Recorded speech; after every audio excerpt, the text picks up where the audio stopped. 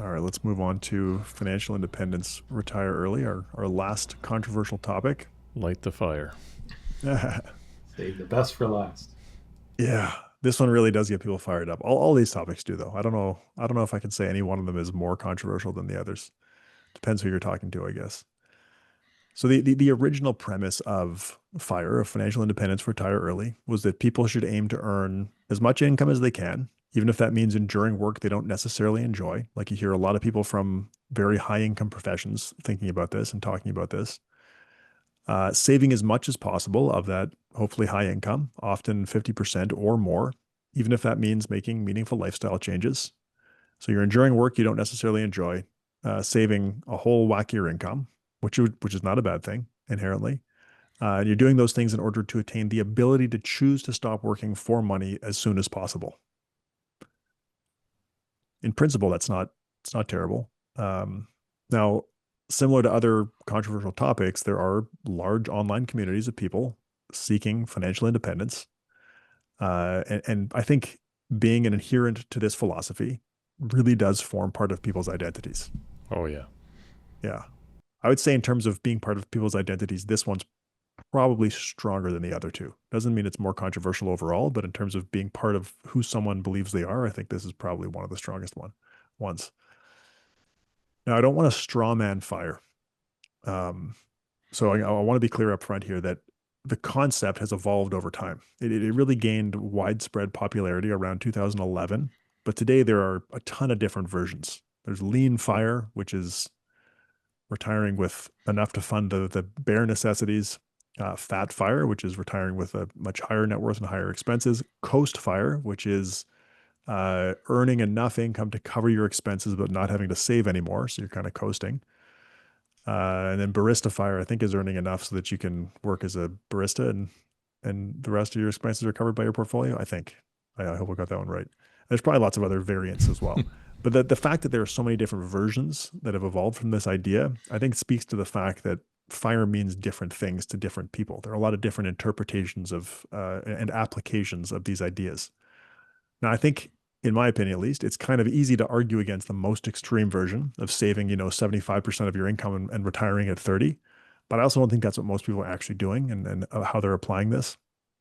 And I do think it's very hard to argue against the fundamental lessons that come from this idea. So I'm going to try and go through both.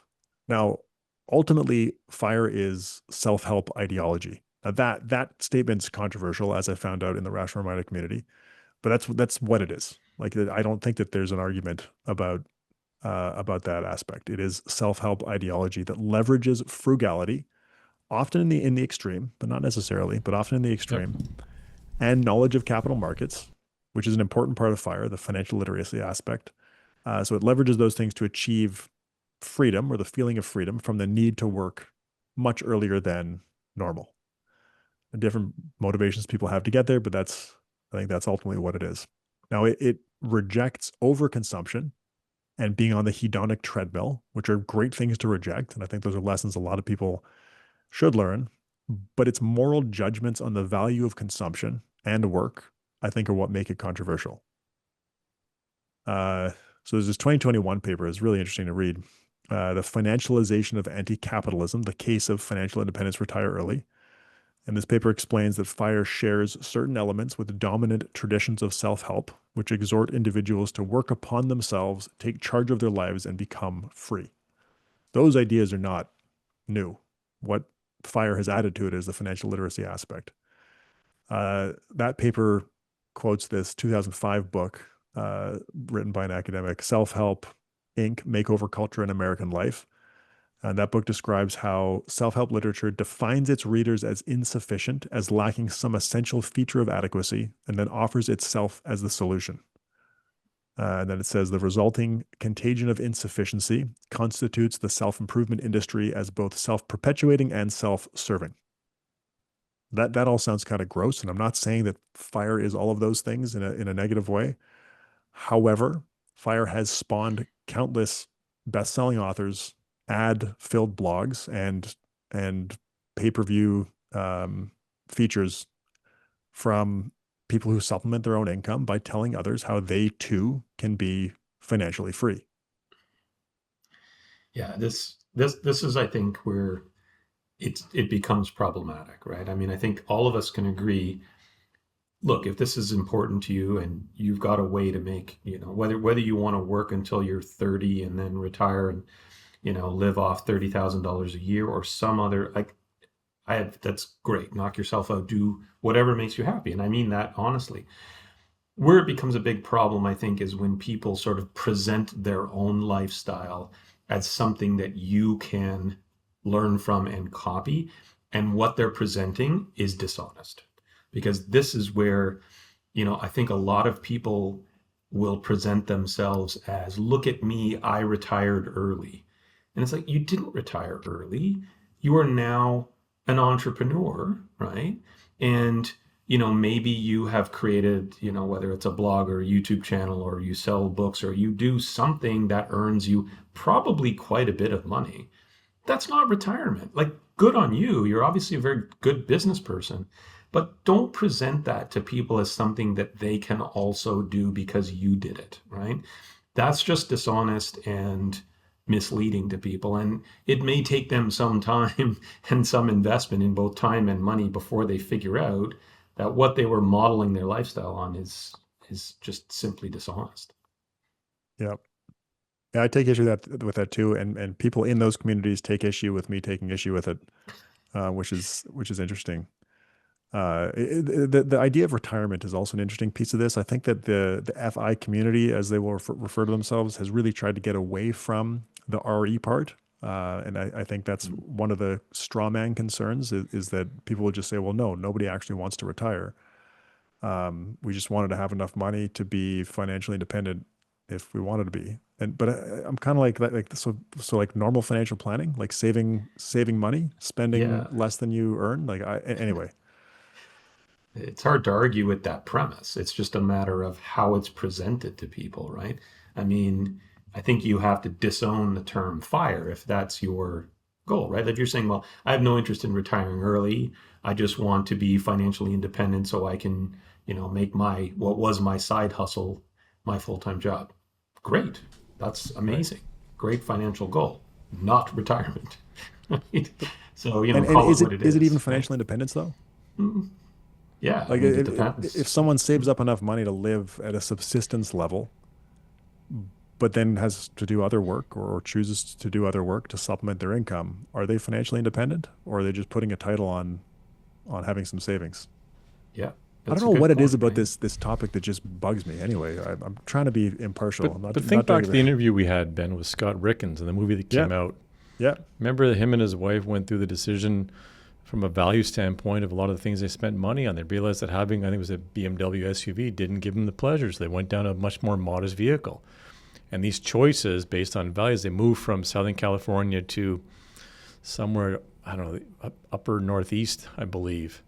And their costs dropped dramatically. And they were no less happy. We need to kind of do a follow-up perhaps on that and see where they are now. But they took that values lens and went through their spending and realized they were just spending because the crowd they were in and where they were living and working, that's what people spend money on. They're like, hold on a second. This is not necessarily who we are and where we want to bring up our daughter yeah, in this environment of consumption. There's nothing wrong with that. yeah. No, totally.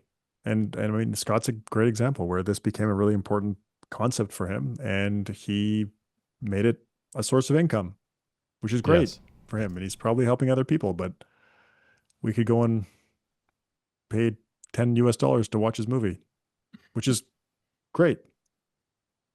That's not a bad thing, but I don't know. There's just something about telling other people how they can stop working by telling people how you did the same thing while making income off of doing it that just doesn't sit right with me.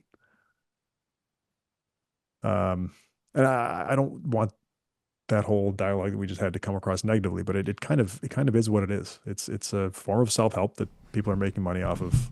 If it's helping other people, that's great. Self-help's not a bad thing. And if it helps people feel better about their lives and make better decisions and better values, judgments about how they spend their money, that's great.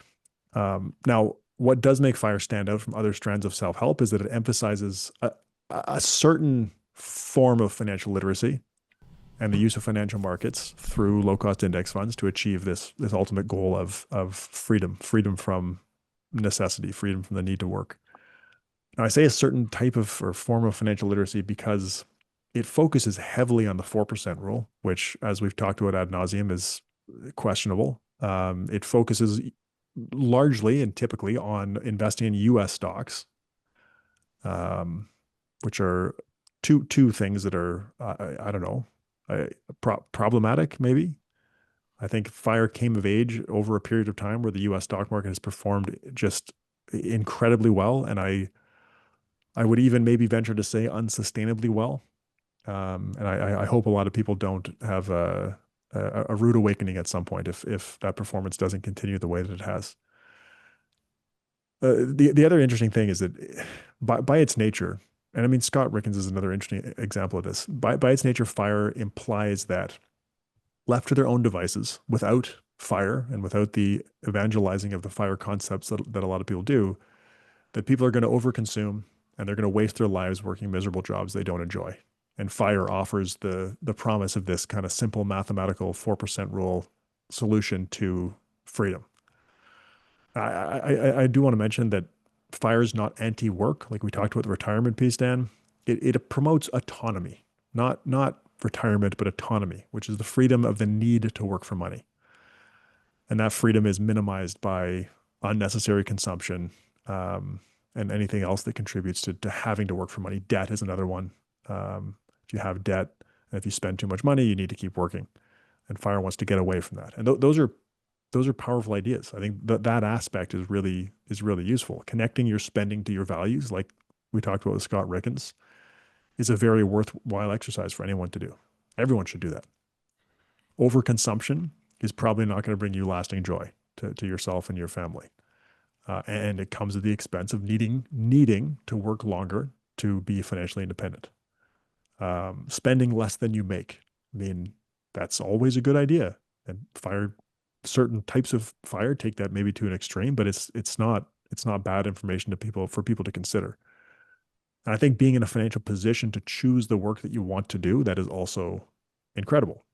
The problem, I think, is that a lot of spending, even on things that are not necessities and even on things that are luxuries, and some but not all people who practice the FIRE concepts might say are a waste. Some of that spending can be perfectly fine and can be valuable and can create great experiences for your family. That doesn't mean over-consuming. It doesn't mean buying material things. But I think that the focus on minimizing spending can be harmful. The other thing is that work is an important part of human happiness. You go through the PERMA model of well-being. You've got positive emotion, enjoying what you're doing minute to minute and being grateful for what you have. You don't really need work for that, I guess. Engagement, finding states of flow and being fully immersed in an activity or task. Positive relationships, which again, you can get that outside of work, but I think you can also get it within work. Meaning, finding purpose beyond yourself through work, hobbies, or other stuff like spiritual beliefs. And accomplishment, setting and achieving goals that provide a sense of accomplishment and mastery. A lot of that is stuff that, yeah, you can get it without working, but work is a really good way to get a lot of it. And again, FIRE is not necessarily anti-work, but I think to the extent that it requires extreme frugality, which again is something that people will argue with, that it doesn't require extreme frugality because there are all these different types of FIRE. But at the extreme, if it requires that, and enjoying unenjoyable but high-paying work so that you can save and reach your FI number as soon as possible, I think those things can be problematic, as opposed to finding work that you do enjoy or building your skills, your professional skills, so that you can find other work in the future that you enjoy. And then another issue with all this stuff is that past research has shown that people don't need much money to be happy. We've talked about that research. Another issue is that past research has shown that people don't need much money to be happy, more recent research actually disagrees. There's 2010 research from Kahneman and co-authors that suggested a happiness plateau at around $75,000 US. And that was 2010. So if we brought that forward, adjusted for inflation, it'd be a higher number today. That research used a measure of happiness that was later deemed by Kahneman and the co-authors of this new paper to be insufficient to draw conclusions from. It was based on asking study participants to recall if they had smiled or laughed a lot the previous day. So that's where that plateau after $75,000 of income came from, that question. Now, subsequent research, a 2023 paper with Kahneman as a co-author, used a more continuous measure of happiness. It had an app on people's smartphones, and it would ask them throughout the day how they were feeling. That research found that happiness does increase linearly past $75,000 and all the way up to $500,000 of income. And the reason that they find in the paper is that because as people earn more money, they feel more in control of their lives. And the example that one of the co-authors gives in an interview that I watched is that people with higher incomes can choose to buy organic raspberries instead of dried pasta. And again, that's just the example the author gave. They also have more financial resources to do things like change jobs if they don't like their job. So I mean, that starts to sound kind of like the same things you get from FIRE. Now, just an interesting note here is that income above $100,000 in the study did not have the same linear effect of increasing happiness for the least happy people in the study. And so I think that's how they tied this result to the 2010 paper, is that the 2010 paper was more connected to unhappiness than happiness. And so that's why they found the plateau. So they replicate that finding with the least happy people in the study, but it doesn't replicate anywhere else. And in the happiest people in this sample, the effect of increasing income actually has a kink in it where it starts to become more extreme. People start to get even happier after $100,000 if they were already the happiest people in the sample. It's a really interesting finding, but it sort of tracks, right? Like if you think about, like people who are truly miserable are probably not miserable for financial reasons. And so adding more income is unlikely to improve their outlook. But if you're a person who has a real, thirst for life and you have good relationships with friends and family, then having more money can really help you enjoy more experiences like that with the people that you love, doing the things that you love to do. Because I was always very skeptical of this idea that, once you hit $75,000, it doesn't matter. Now, again, I never really understood that. Is that what, like pre-tax income for one person, or is it household? Is it it's a meaningful difference, right? Yeah. But even still, I think, any of us who have been in a position where we used to make that much money and then make more can probably say, yeah, it's nice to make more money, but yes, it levels off at some point. I don't know where that number is, but it's interesting that they said it's somewhere around 500. It's a big number, right? Yeah. It is increasing with log income is an important point. So it's like the amount that your income has to increase to get that linear increase in happiness increases with your amount of income. So I think that the way the author described it in that interview I watched is that it's like adding $10,000 to your income doesn't have a linear effect, but adding 10% to your income does have a linear effect. Yeah, that makes sense. Yeah. So I think it really looks to me like FIRE, achieving financial independence / retire early. I can just drop that part off. Achieving FI and earning more income are two ways to get to a similar place. Neither one is going to solve unhappiness. Both can make people happier. Achieving a state where you have the financial flexibility to choose the work that you enjoy, keeping in mind that some form of work is probably a good thing for most people to have in their lives, even if it doesn't pay that much.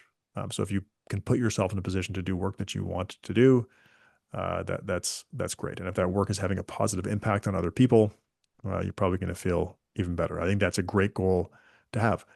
But so is finding work that's rewarding both financially and psychologically. In either case, FIRE or earning more income, however you want to approach it, knowing what's important to you and being intentional about your objectives, I think is really important. And I think to the extent that FIRE helps people get there, I can see it as being very useful. But I can also see the focus on minimizing spending, the focus on an FI number as an inflection point in your life. Because we know that post-goal attainment pleasure tends to drop off pretty quickly. It might feel really good as you progress toward a goal, but once you achieve it, people tend to be quite disappointed with how they how they feel. And I do worry that settling for high paying work that people really don't enjoy with the intention of at some point exiting the capitalist system altogether, I can see those combination of things being harmful in some cases.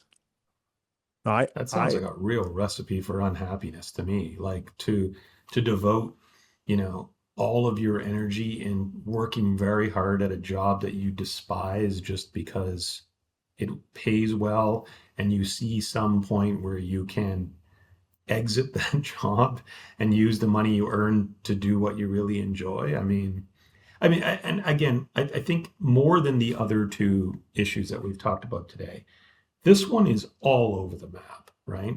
There's no fire or not fire. There's this massive range of what people mean about it, mm, and it's impossible to say too much generally about it. I think we can all agree, as you've sort of explained, Ben, is like focusing on the idea that you should try to be more meaningful in your choices. Don't focus on making a ton of money and then spending it on things that don't make you happy. You know, don't work so much that you sacrifice all of the other things that are enjoyable in life. I mean, these are all very obvious things and can be discussed within a FIRE framework, but don't necessarily have anything to do with retiring early or even, frankly, financial independence. So it's just about being a little more mindful in your life choices. Exactly. Cameron, do you have thoughts on this? No, I agree with you. And that's what I said about Scott Rickens. That was my big takeaway from that. And then you mix in our conversation with Professor Mayer Statman. He talked about that as well. How many things cost a lot of money. And he says, my life is better being able to afford these things. For sure. But to make mindful choices as you spend. Absolutely. Yeah. For But me, the I think, hedonic treadmill is just so easy to get on and stay on it, right? yeah, it is. And like look at the what's the one stat, maybe it was Mayor that talked about that, was housing sizes have doubled over the last, I don't know, generation or two. Are people necessarily happy? Why do we have all these great big houses? Right? Yep. It's incredible. Yep. Personally, I thoroughly enjoy what I do for a living. I mean, we get to think about topics like this. I get to hang out with guys like you guys, and how we get to help other people make better decisions. And I get to nerd out on topics like this with all the people in the Rash Reminder community who agree and disagree with me, but still have thoughtful discussions either way. I wrote the notes for this episode in the morning on a holiday. Monday this week was a holiday. I didn't have to work. PWL office was closed. My parents were coming over later in the day, and we had a great day hanging out together. But I had these ideas in my head, and I wanted to sit down and write it and work on it. And I would have been frustrated if I couldn't. Now I don't want to overemphasize meritocracy. Like I think back to the episode that we had with Robert Frank, who talked a lot about the role of luck in outcomes. And I don't want to minimize the role of luck. There was lots of that as well. But like I've worked here for almost 12 years.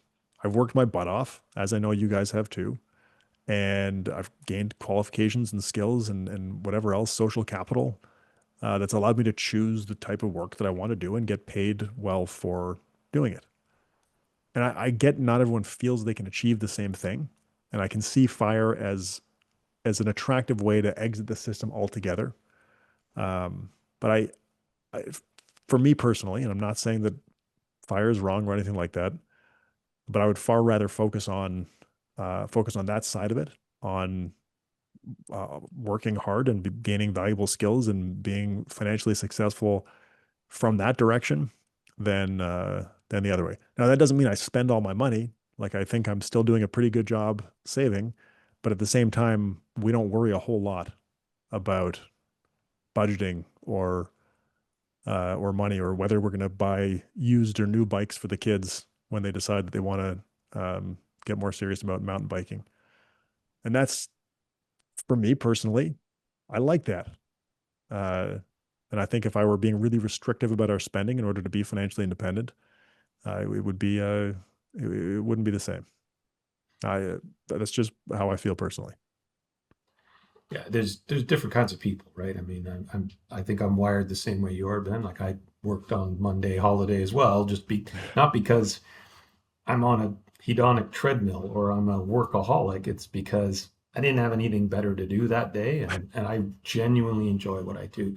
But anytime I think about these kinds of lifestyle choices and get involved in these debates, I always say, like, number one, I get up every morning and say, or recognize how fortunate, I am to be doing a job that I really love, because there's very few people, I think, that can say that, right?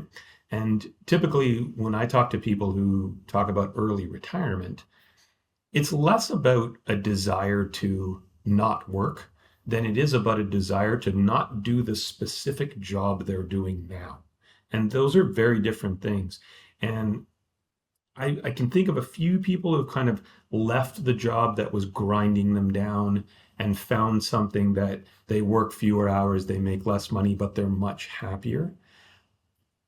That's the winning formula if you can do it, but it is really hard to find that. I'm thinking of a client of mine who was a dentist and, worked very hard, built up his practice, retired, quote unquote, in his early 50s, and now does kind of volunteer dentistry, or he, Hmm.